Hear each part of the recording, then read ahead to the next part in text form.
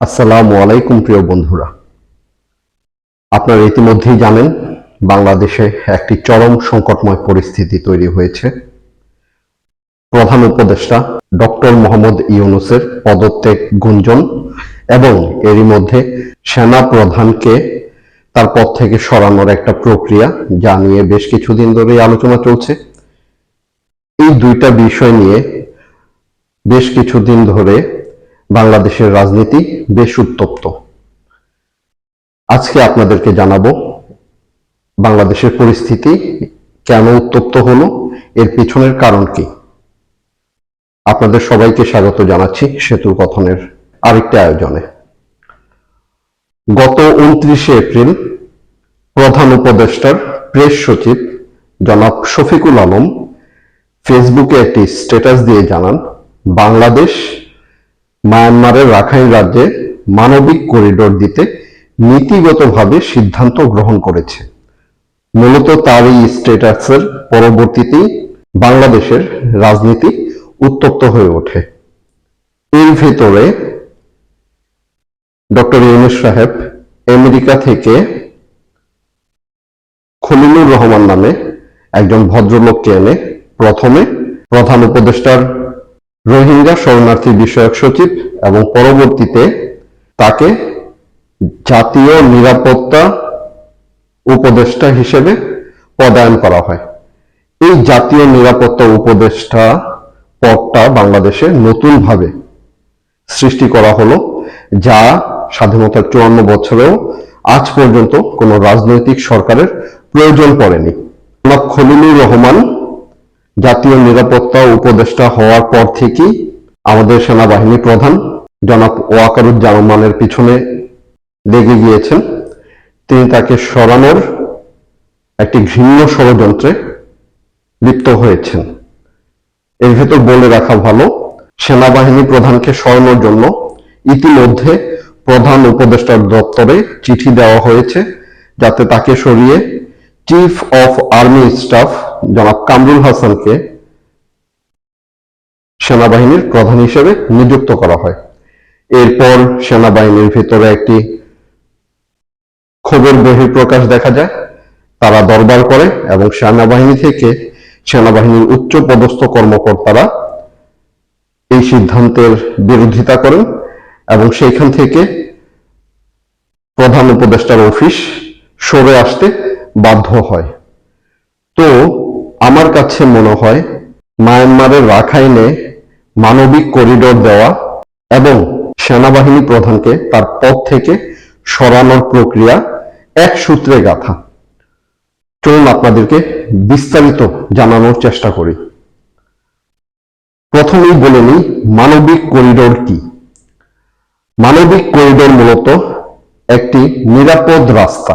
বিশ্বব্যাপী শরণার্থীদের নিয়ে কাজ করা আন্তর্জাতিক সংস্থা নরওয়েজিয়ান রিফিউজি কাউন্সিল বলছে, মানবিক করিডোর মূলত একটি নির্দিষ্ট ভৌগোলিক অঞ্চলে নির্দিষ্ট সময়ের জন্য নিরাপদ চলাচলের পথ, যা নিয়ে সংঘর্ষরত পক্ষগুলোর মধ্যে চুক্তি হয়। এই করিডোর নাগরিকদের যাতায়াত সহ মানবিক সহায়তা দিতে বা আহত, অসুস্থ বা মৃত মানুষদের সরিয়ে নিতে সহায়ক হতে পারে। তো সহজ বাংলায় বলতে গেলে মানবিক করিডোর হলো কোনো অঞ্চলে যুদ্ধ চলছে, সেইখানে যে সাধারণ জনগণ আছে তাদেরকে সহায়তা করার জন্য খাদ্য দিয়ে, বস্ত্র দিয়ে, ঔষধ ইত্যাদি সবকিছু পাঠানোর জন্য, তাদের কাছে দেওয়ার জন্য একটি নিরাপদ রাস্তা, যে রাস্তায় আন্তর্জাতিক সংস্থার লোকজন অথবা যারা সাহায্য করতে চায় তারা ওই রাস্তা দিয়ে গিয়ে সেখানে প্রয়োজনীয় সামগ্রী পৌঁছে দিতে পারে। তো এর নাম হলো মানবিক করিডোর। এই মানবিক করিডোরের ধারণাটা এসেছে মূলত আর্মেনিয়া এবং আজারবাইজানের মধ্যকার যুদ্ধের মধ্য দিয়ে। 1989 সালে দক্ষিণ পূর্ব ইউরোপের অন্যতম খনিজ সম্পদ সমৃদ্ধ দেশ আজারবাইজানের সাথে যুদ্ধে লিপ্ত হয় আর্মেনিয়া। এটা একটা রক্তক্ষয়ী সংঘর্ষ ছিল, যা দীর্ঘদিন চলে। ইতিহাসে এটা নাগোর্নো কারাবাখ যুদ্ধ নামে পরিচিত। এই যুদ্ধ চলাকালীন সময়ে জাতিসংঘ 1990 সালে মানবিক করিডোরের বিল পাস করে, যাতে তারা ওই যুদ্ধরত অঞ্চলে প্রয়োজনীয় ত্রাণ সামগ্রী পৌঁছে দিতে পারে। এর পরবর্তীতে 1993 সালে ইউরোপের আরেকটি দেশ বসনিয়া ও হার্জেগোভিনাতে যখন যুদ্ধ হলো, তখনও জাতিসংঘ এই দেশটিতে 5টি মানবিক করিডোর প্রতিষ্ঠা করেছিল। তাছাড়া বর্তমানে চলমান আরব ইসরায়েল যুদ্ধে মানবিক করিডোর ব্যবহৃত হচ্ছে। এছাড়া অন্যান্য জায়গায়ও মানবিক করিডোরের ব্যবহার হচ্ছে। কিন্তু বাংলাদেশকে কেন এই মানবিক করিডোর দিতে হবে, এর পিছনে কাদের ইন্টারেস্ট বেশি, সেই বিষয়ে আজকে আপনাদেরকে বিস্তারিত বলার চেষ্টা করব। মায়ানমারের রাখাইন রাজ্যে আরাকান আর্মি, যা 2010 সালে প্রতিষ্ঠিত হয়, সেই আরাকান আর্মি জান্তা সরকারের সাথে, বর্তমান জান্তা সরকারের সাথে যুদ্ধে লিপ্ত, এবং আরাকান আর্মির দাবি তারা প্রায় রাখাইন রাজ্যের 70% তাদের দখলে নিয়ে নিয়েছে। তো এই রাখাইন রাজ্য নিয়ে আন্তর্জাতিকভাবে একটা গোষ্ঠীর ইন্টারেস্ট আছে। যদি সহজভাবে বোঝাতে চাই, তাহলে আমাদের দক্ষিণ এশিয়াতে বাংলাদেশ, ভারত, নেপাল, ভুটান, মায়ানমার, এই অঞ্চলগুলোতে বিশ্ব মোগল আমেরিকার তেমন কোনো আধিপত্য নেই। তারা এর আশেপাশে কোনো ধরনের বেস করতে পারেনি, যার ফলে এখানে তারা তেমন ভাবে নজরদারি করতে পারছে না। সুতরাং যদি বাংলাদেশ একটি মানবিক করিডোর দিয়ে দেয়, তাহলে আন্তর্জাতিক সংস্থার লোকজনের বাংলাদেশে আসা সহজ হয়ে যাবে। সেই সাথে আমেরিকাও, যেহেতু তারা খুব চালাক, তাদের কূটচাল চালিয়ে তাদের সৈন্য বা সিআইএ বা তাদের গোয়েন্দা সংস্থার লোকজন খুব সহজে মায়ানমারের রাখাইনে ঢুকাতে পারবে এবং এই অঞ্চলটাতে একটা নজরদারি জোরদার করতে পারবে। সুতরাং এটা হলো আমেরিকার ইন্টারেস্ট। অন্যদিকে মায়ানমারের রাখাইন রাজ্যের সবচেয়ে বড় ইন্টারেস্ট হলো চীনের, কারণ চীনের বিলিয়ন বিলিয়ন ডলারের ইনভেস্টমেন্ট রয়েছে মায়ানমারের এই রাখাইন রাজ্যে। ভারতের গোয়েন্দা সংস্থা রয়ের মতে, এই যে আরাকান আর্মি, যারা মূলত বুদ্ধিস্ট এবং যারা মূলত জান্তা সরকারের সাথে যুদ্ধে লিপ্ত, তাদেরকে প্রচুর পরিমাণ সহায়তা করছে অস্ত্র দিয়ে, টাকা দিয়ে, খাদ্য দিয়ে চীন সরকার। যদিও চীন সরকার বরাবরই এই অভিযোগ নাকচ করে আসছে, কিন্তু আমার মনে হয় সত্যি সত্যি চীন সরকারের তাদের সহায়তার পিছনে হাত আছে। বিস্তারিত ঘটনা আপনাদেরকে বোঝানোর চেষ্টা করছি। মায়ানমারের রাখাইন রাজ্যে চীন সরকারের বিলিয়ন বিলিয়ন ডলারের ইনভেস্টমেন্ট রয়েছে। আপনারা জানেন, বর্তমানে চীনের একটি অন্যতম বাণিজ্য কার্যক্রম হচ্ছে one belt and road initiative. এই ওয়ান বেল্ট ইনিশিয়েটিভের আওতায় আছে মায়ানমারের এই রাখাইন রাজ্য।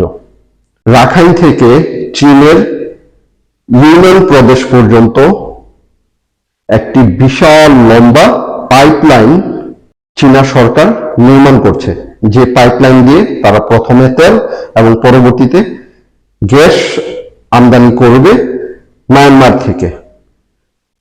তো এটা একটা বিলিয়ন ডলারের প্রজেক্ট। এর পরবর্তীতে রাখাইনের কিয়াও কফি অঞ্চলে চীন একটি গভীর সমুদ্র বন্দর নির্মাণ করতে চাচ্ছে, যা নির্মাণ করতে পারলে তাদের আমদানি এবং রপ্তানিতে প্রচুর সহায়ক হবে এবং তাদের খরচ বেঁচে যাবে। এছাড়া ওয়ান বেল্ট অ্যান্ড রোড ইনিশিয়েটিভের আওতায় চীন সরকার মায়ানমারের রাখাইন রাজ্যে একটি ইকোনমিক জোন প্রতিষ্ঠা করেছে, যেখানে তারা অলরেডি একটি বিদ্যুৎ কেন্দ্র নির্মাণ করেছে। তো প্রতিটা ক্ষেত্রে চীনের বিলিয়ন বিলিয়ন ডলারের ইনভেস্টমেন্ট। সুতরাং চীন মায়ানমারের রাখাইন রাজ্যে অনেক বেশি আগ্রহী, আর চীন যেখানে থাকবে স্বভাবতই তার পিছনে পড়ে থাকবে আমেরিকা। সুতরাং এই রাখাইন রাজ্যে চীন এবং আমেরিকার দুজনেরই সমানভাবে ইন্টারেস্ট রয়েছে। আপনি এখন জানতে চাইবেন যে বাংলাদেশ যদি মানবিক করিডোর দেয় তাহলে বাংলাদেশের লাভ কি? আপনারা ইতিমধ্যেই গুঞ্জন শুনেছেন বা অনেক বিশ্লেষক বলেছেন যে ডক্টর মোহাম্মদ ইউনূসকে সরাসরি সমর্থন দিচ্ছে আমেরিকা। কিছুদিন আগে আমাদের প্রধান উপদেষ্টা আমেরিকার প্রেসিডেন্ট ডোনাল্ড ট্রাম্পের সাথে দেখা করে এসেছেন এবং তিনি তাকে পূর্ণ সহায়তা করার আশ্বাস দিয়েছেন।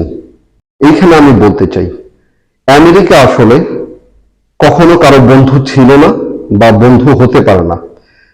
তারা শুধুমাত্র তাদেরকেই বন্ধু হিসেবে বেছে নেয় যাদের কাছ থেকে সে কিছু আদায় করতে পারবে। সুতরাং বাংলাদেশের প্রধান উপদেষ্টা ডক্টর মোহাম্মদ ইউনূসকে পূর্ণভাবে সমর্থন করার পিছনেও তার নিশ্চিত রূপে একটি গভীর ইন্টারেস্ট লুকিয়ে আছে। আমি পূর্বেই যা বলে গিয়েছি যে এই বঙ্গোপসাগরীয় অঞ্চলে আমেরিকা অনেকদিন ধরে চেষ্টা করছে তার নজরদারি বাড়ানোর, কিন্তু তা কোনোভাবেই পারছে না। যদি মানবিক করিডোর দেওয়া হয় তাহলে আমেরিকানদের পক্ষে খুব সহজে আমাদের এই অঞ্চলে নজরদারি বাড়ানো সম্ভব হবে। অন্যদিকে চীনও চায় যাতে মানবিক করিডোর দেওয়া হোক, তাহলে তারা যে ওয়ান বেল্ট অ্যান্ড রোড ইনিশিয়েটিভের কাজ হাতে নিয়েছে, তারা যে বিলিয়ন বিলিয়ন ডলার রাখাইনে ইনভেস্ট করেছে, সেখানে যাওয়া তাদের পক্ষেও সহজ হবে। কারণ জান্তা সরকার তেমন ভাবে তাদেরকে সহযোগিতা করছে না, বা তারা যেভাবে চাচ্ছে সেইভাবে দ্রুত গতিতে তাদের কার্যক্রম পরিচালনা করতে পারছে না। এখন এই মানবিক করিডোর দিলে বাংলাদেশের অবস্থা কি হতে পারে? বাংলাদেশের শরণার্থী ত্রাণ ও প্রত্যাবাসন কমিশনারের কার্যালয়ের হিসাবে গত এক বছরে বাংলাদেশে নতুন করে 1,18,000-এর বেশি রোহিঙ্গা শরণার্থী প্রবেশ করেছে। আগেই তো বিশাল একটা চাপ আছে, তার উপরে নতুন এই সংখ্যা। সুতরাং বাংলাদেশ যদি মানবিক করিডোর দিয়ে আন্তর্জাতিক সংস্থাগুলোকে সহায়তা করতে পারে, তাহলে বাংলাদেশ জাতিসংঘের কাছে জোর দাবি জানাতে পারবে যাতে রোহিঙ্গা সমস্যার সমাধান দ্রুততম সময়ে করা যায়।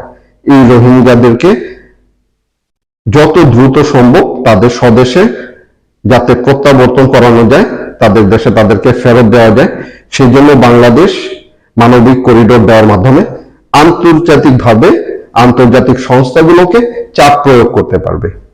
এটা হলো বাংলাদেশের সুবিধা। অন্যদিকে বেশ কিছু অসুবিধাও রয়েছে। Bangladesh institute of piece and security studies এর প্রেসিডেন্ট মেজর জেনারেল অবসরপ্রাপ্ত আ.ম. মনিরুজ্জামান বলেন, মানবিক করিডোর দেওয়ার সিদ্ধান্তটি কঠিন, গুরুত্বপূর্ণ ও স্পর্শকাতর। এটি পরিচালনার পাশাপাশি নিরাপত্তা দিতে হয়। এর সঙ্গে সম্পৃক্ত হলে বাংলাদেশের স্থল ও আকাশপথে ঝুঁকি আসবে। এদিকে ঢাকা বিশ্ববিদ্যালয়ের আন্তর্জাতিক সম্পর্ক বিভাগের চেয়ারম্যান অধ্যাপক এ.এস.এম. আলী আশরাফ বলেছেন, করিডোরের নামে খাদ্য সহায়তার পাশাপাশি যদি আরাকানে অস্ত্র বা গোলাবারুদ ঢোকে, যদি মিলিটারাইজেশন হয়, তাহলে পরিস্থিতি জটিল হবে। জাতীয় স্বার্থ ক্ষুণ্ণ হয়, এমন কাজ থেকে অন্তর্বর্তী সরকারের বিরত থাকা উচিত। সুতরাং বুঝেই যাচ্ছে মানবিক করিডোর দিলে বাংলাদেশের সার্বভৌমত্ব অনেকটা হুমকির মুখে চলে যেতে পারে। আপনারা ইতিমধ্যেই জানেন আমাদের পার্বত্য অঞ্চল বেশ উত্তপ্ত। সেখানে জুমল্যান্ড নামে একটি খ্রিস্টান রাষ্ট্র গঠন করার জন্য কয়েকটি উগ্রবাদী সংগঠন উঠে পড়ে লেগেছে। এর উপর যদি আরাকান আর্মি, যা আরেকটি উগ্রবাদী সংগঠন, তাদেরকে বাংলাদেশের পক্ষ থেকে সহায়তা করা হয়, যে আরাকান আর্মির পিছনে হাত রয়েছে চীন সরকারের, তাহলে বাংলাদেশের সার্বভৌমত্ব আসলেই হুমকির সম্মুখীন হয়ে পড়বে। হয়তোবা অদূর ভবিষ্যতে আমাদের পার্বত্য অঞ্চল, যা বাংলাদেশের জন্য অত্যন্ত গুরুত্বপূর্ণ, সেই পার্বত্য অঞ্চল আমাদের হারাতে হতে পারে। সুতরাং যখন থেকে মানবিক করিডোরের এই আলোচনা উঠল, তার পরপরই বাংলাদেশের সেনাপ্রধান জেনারেল ওয়াকারুজ্জামান সাহেব স্পষ্ট বিবৃতিতে জানিয়ে দেন, বাংলাদেশে কোনো ধরনের মানবিক করিডোর দেওয়া হবে না, কারণ মানবিক করিডোর দিলে বাংলাদেশের সার্বভৌমত্ব হুমকির সম্মুখীন হতে পারে। এছাড়া বিভিন্ন রাজনৈতিক দলও মানবিক করিডোরের বিপক্ষে ইতিমধ্যে তাদের বয়ান দিয়েছেন। বিএনপি সরাসরি মানবিক করিডোর নিয়ে কথা বলেছে। তারা বলেছেন উপদেষ্টা অফিসের উচিত ছিল মানবিক করিডোর নিয়ে কোনো নীতিগত সিদ্ধান্ত গ্রহণ করার আগে বাংলাদেশের রাজনৈতিক দলগুলোর সাথে আলোচনা করে নেওয়া। মানবিক করিডোর নিয়ে যখন পুরো দেশ উত্তপ্ত, তার ভেতর আগুনে ঘি ঢেলে দিয়েছেন আবার জনাব শফিকুল আলম, যিনি প্রধান উপদেষ্টার প্রেস সচিব। তিনি জানিয়েছেন বাংলাদেশ সরকার কি সিদ্ধান্ত নিচ্ছে তা সাধারণ জনগণের জানার দরকার নেই। জনাব শফিকুল আলম, আপনাকে অলরেডি বিভিন্নভাবে বিভিন্ন সংগঠন অপদস্থ করেছে। আমি শুধু এইটুকু বলতে চাই, আপনি যে সরকারের উপদেষ্টা, সেই সরকার গঠিত হয়েছে জনগণের দ্বারা। এটা কিন্তু ভোটের মাধ্যমে নির্বাচিত সরকার না। সুতরাং আপনি যেই কাজই করেন না কেন তা জনগণকে জানাতে আপনি বাধ্য। মানবিক করিডোর নিয়ে কথা বলার কারণে, এর বিরোধিতা করার কারণে উপদেষ্টাদের একটা অংশ উঠে পড়ে লেগে গিয়েছে আমাদের সেনাপ্রধান, আমাদের দেশপ্রেমিক সেনাপ্রধান জনাব ওয়াকারুজ্জামানকে তার পদ থেকে সরিয়ে দেওয়ার জন্য। কারণ আমার কাছে মনে হচ্ছে যে গুঞ্জনটা বারবার উঠছে যে ইউনূস সরকারের মাধ্যমে আমেরিকা বাংলাদেশ থেকে তাদের স্বার্থ হাসিল করে ছাড়বে, সেই কাজ করতে না পারার ক্ষোভে আমাদের দেশপ্রেমিক সেনাপ্রধানকে তার পদ থেকে হটানোর জন্য উপদেষ্টাদের একটা অংশ ষড়যন্ত্রে লিপ্ত হয়েছে। কিন্তু বাংলাদেশের মানুষ এত বোকা না, বাংলাদেশের রাজনৈতিক দলগুলো এত বোকা না। তারা এই সংকটময় পরিস্থিতিতে সেনাপ্রধানের পাশে আছেন এবং বাংলাদেশে যাতে কোনো ধরনের অস্থিতিশীল পরিস্থিতি তৈরি না হয়, সেজন্য তারা একত্রে কাজ করার অঙ্গীকার ব্যক্ত করেছেন। তো সবশেষে বলতে চাই, মানবিক করিডোর দেওয়ার এই ধারণাটা শুধুমাত্র আন্তর্জাতিক গোষ্ঠীকে সহায়তা করার জন্য, তাদের স্বার্থ উদ্ধার করার জন্য। এখানে বাংলাদেশের বিন্দু মাত্র লাভ নেই, বরঞ্চ যদি মানবিক করিডোর দেওয়া হয় তাহলে বাংলাদেশের সার্বভৌমত্ব হুমকির মুখে পড়ার একটি সম্ভাবনা থেকে যাবে। 5ই আগস্টের বিপ্লব পরবর্তী সময়ে বর্তমান যে উপদেষ্টা মণ্ডলীর উপর দেশের দায়িত্ব ছেড়ে দেওয়া হয়েছে, তাদের শুধুমাত্র উচিত বাংলাদেশের জনগণের জন্য কি ভালো তা নিয়ে কাজ করা। আপাতত আন্তর্জাতিক চিন্তা ভাবনা না করলেও চলবে। আপনারা কিভাবে দেশকে স্থিতিশীল করে আবার দেশে গণতান্ত্রিক চর্চা পূর্ণরূপে ফিরিয়ে দেওয়া যায়, সেই ব্যবস্থা করুন। আমরা চাইব না জনগণের দ্বারা গঠিত এই সরকার কোনো ভুল করে জনগণের চাপের মুখে বিতাড়িত হোক। আপনাদের সবাইকে ধন্যবাদ। আবার দেখা হবে নতুন কোনো ভিডিওতে। আসসালামু আলাইকুম।